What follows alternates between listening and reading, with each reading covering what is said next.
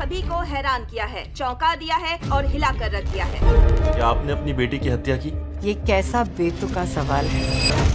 Indrani Mukherjee accused in the high-profile murder of Sheena Bora. साजिशों का कोई चेहरा नहीं होता और हादसों पर किसी का पहरा नहीं होता। नमस्ते, मैं हूं दिग्विजय सिंह। भारतीय अपराध के इतिहास में कुछ मामले आपको ऐसे मिलेंगे जो सिर्फ एक मर्डर की कहानी नहीं होते, बल्कि उसमें रिश्तों का ऐसा जाल बुना होता है जिस पर यकीन कर पाना बहुत मुश्किल होता है। ऐसी ही एक मर्डर मिस्ट्री थी शीना बोरा हत्याकांड। एक सफल मीडिया एग्जीक्यूटिव, एक हाई प्रोफाइल परिवार, अरबों की संपत्ति की दुनिया में रहने वाले लोग और एक ऐसा राज जिसने पूरे देश को हिला दिया। आखिर कौन थी शीना बोरा?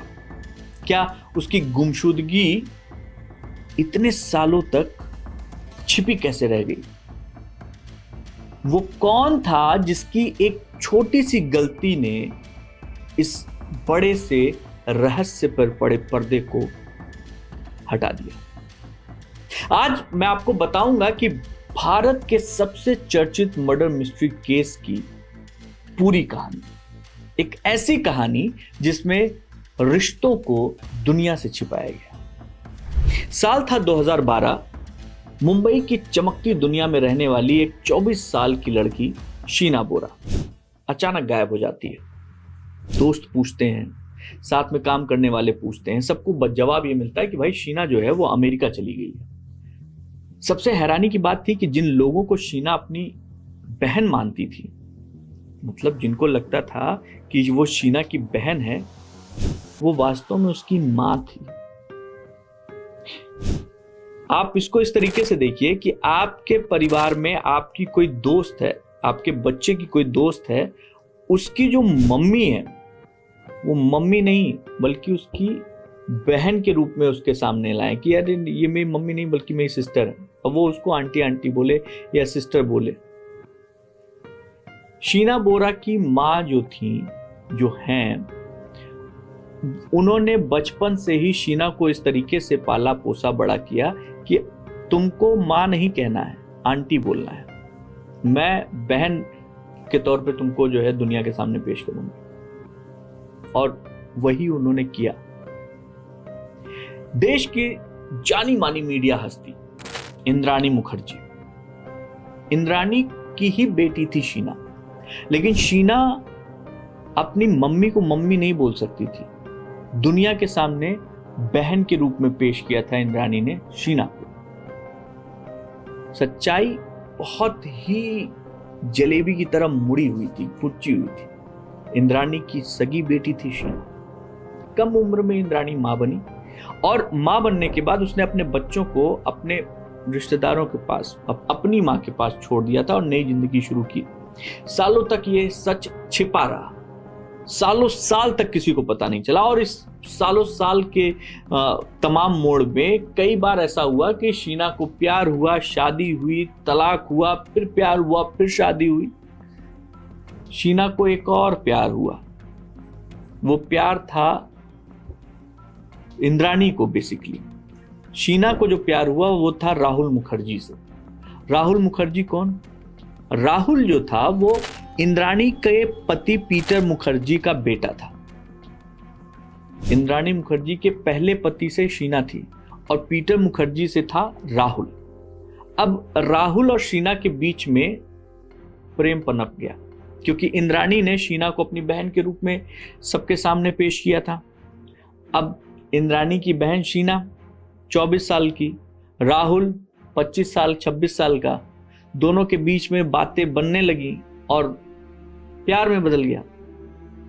लेकिन कायदे से देखा जाए तो दोनों भाई बहन थे, एक तरीके से देखा जाए, क्योंकि इंद्राणी की बेटी थी शीना और मुखर्जी के बेटे थे राहुल, जो पीटर मुखर्जी के, क्योंकि वो और इंद्राणी और पीटर मुखर्जी ने शादी कर रखी थी। सौतेले ही सही, लेकिन हुए तो भाई बहन ना। लेकिन इस रिश्ते पर आपत्ति सबसे ज्यादा शीना को थी, इंद्राणी को थी शीना के ऊपर। कि कहीं शीना अगर जो है यहाँ पे आ जाती है, ये रिश्ता और ज्यादा पनप उठता है तो मेरा भेद खुल जाएगा। इंद्राणी मुखर्जी को ऐसा लगता था। उसने शीना को समझाने की बहुत कोशिश की। उसने समझाया कि देखो बेटा, चक्कर में मत पड़ो राहुल के, राहुल आएगा जाएगा, बहुत लड़के मिलेंगे, बहुत चीजें होंगी, ये है वो है, दुनिया भर की चीजें समझाई, हर तरीके से समझाने की कोशिश की। लेकिन शीना जो है उसने कहा भाई मैं राहुल से प्यार करती हूँ, और राहुल ने भी कहा कि भैया मैं शीना से प्यार करता हूँ। और ये दोनों शादी तक पहुंच चुके थे कि हम एक दूसरे से शादी करना चाहते हैं। अब इस रिश्ते को लेकर परिवार में तनाव लगातार बढ़ रहा था। खास तौर पर इंद्राणी मुखर्जी के दिमाग में बहुत कुछ चल रहा था कि ये तो मैं होने नहीं दूंगी। 24 अप्रैल 2012 ये वो तारीख थी जिस तारीख में एक फोन आया शीना बोरा के पास अपनी माँ का। सुनो, हम लोग को जो है शॉपिंग के लिए चलना है, कुछ चीजें खरीदनी है। चलो ठीक है, नहीं मान रही हो तो वही सही, सगाई होनी है, उसके लिए कुछ चीजें खरीदनी है। बोला ठीक है। अब शीना बोरा अपनी माँ इंद्राणी मुखर्जी के साथ उसकी गाड़ी में बैठती है और निकल जाती है। अब गाड़ी में बैठी निकल गई। उसके बाद शीना बोरा कहीं दिखती ही नहीं। जब दिखती नहीं है तो फिर लोग इंद्राणी से ही पूछते हैं, जो भी आसपास के, खासतौर पर राहुल जो उसका प्रेमी, वो इंद्राणी से पूछता है। जहां पे काम कर रही थी शीना, वो लोग पूछते हैं। तो इंद्राणी बोलती हैं कि वो अमेरिका चली गई है पढ़ाई करने के लिए, फर्दर स्टडीज के लिए, आप लोग उसके पीछे मत पड़ो, वो अपनी जिंदगी में बहुत आगे जा चुकी है। राहुल को बोलता है कि राहुल, इंद्राणी बोलती है राहुल तुम उसके चक्कर में मत पड़ो, वो चली जा चुकी है, ये देखो उसके मेल्स, ये देखो उसका व्हाट्सएप आया है, और ये सब चीज ये कह रही है कि वो तुमसे बात नहीं करना चाहती। अब ये सारी चीजें हो रही थी, सब कुछ चल रहा था। राहुल को समझ में नहीं आ रहा था कि अरे ऐसा क्या हो गया, हम लोग तो इतने खुश थे, इंद्राणी, ये शीना ऐसे कैसे चली गई। वो इंद्राणी से लगातार पूछने की कोशिश करता रहता है, लेकिन चूंकि उसके पास इंद्राणी ने उसके सारे मेल आईडीज, उसका व्हाट्सएप, उसका नंबर, सब कुछ ऑन कर रखा था, और उस पर अपने ही खुद से मेल करती थी शीना बनकर, और उसमें जो वो चाहती थी वो चीजें लिखती थी। उधर एक जंगल में, पास के ही जंगल में, महाराष्ट्र में एक जंगल में एक शत विशत लाश मिलती है, और उस लाश को देखकर लोगों के मन में कई ख्याल आते हैं, चीजें कि यार ये किसकी लाश है, कैसा है, औरत की लाश है। लेकिन वो गुमशुदा लाश मिलती है, और गुमशुदा लाश आई गई, बात खत्म हो गई। 2012 की बात। अब 2012 बीता, फिर 2013 बीता, फिर 2014 बीता, 2015 आया। तब तक यही झूठ दुनिया के सामने था कि वो विदेश चली गई है, नई जिंदगी शुरू कर चुकी है, सब कुछ उसके साथ बहुत सामान्य है, तुम सब लोग ये भूल जाओ कि कोई शीना बोरा थी। क्यों? क्योंकि वो अपनी नई जिंदगी में बहुत खुश है। 2015 में मुंबई पुलिस ने एक अलग मामले में एक ड्राइवर को गिरफ्तार किया था। वो मामला हथियारों से जुड़ा हुआ था, और उसमें जब ड्राइवर को गिरफ्तार किया गया, और ड्राइवर को गिरफ्तार करने के बाद जांच एजेंसियों ने जब पूछताछ शुरू की, तो पूछताछ में उस ड्राइवर ने अपना वो जुर्म तो कबूल किया ही, साथ में उसने एक और जुर्म कबूल किया कि मैंने 2012 में अपनी मैडम के साथ मिलकर एक लड़की को भी मारा था। किसको मारा था? शीना बोरा। किसकी लड़की है? इंद्राणी मुखर्जी, उनकी बहन है पीटर मुखर्जी, इनसे जुड़े हुए लोग। ये बात सुनते ही पुलिस के कान खड़े हुए। 2012 की फाइलें खुली, फोन रिकॉर्ड्स खंगाले गए, और पुराने बयानों की पड़ताल की गई। फिर एक ऐसा खुलासा हुआ जिसने देश भर में सनसनी फैला दी। पुलिस ने इंद्राणी मुखर्जी को गिरफ्तार कर लिया। Indrani Mukherjee accused in the high profile murder of Sheena Bora.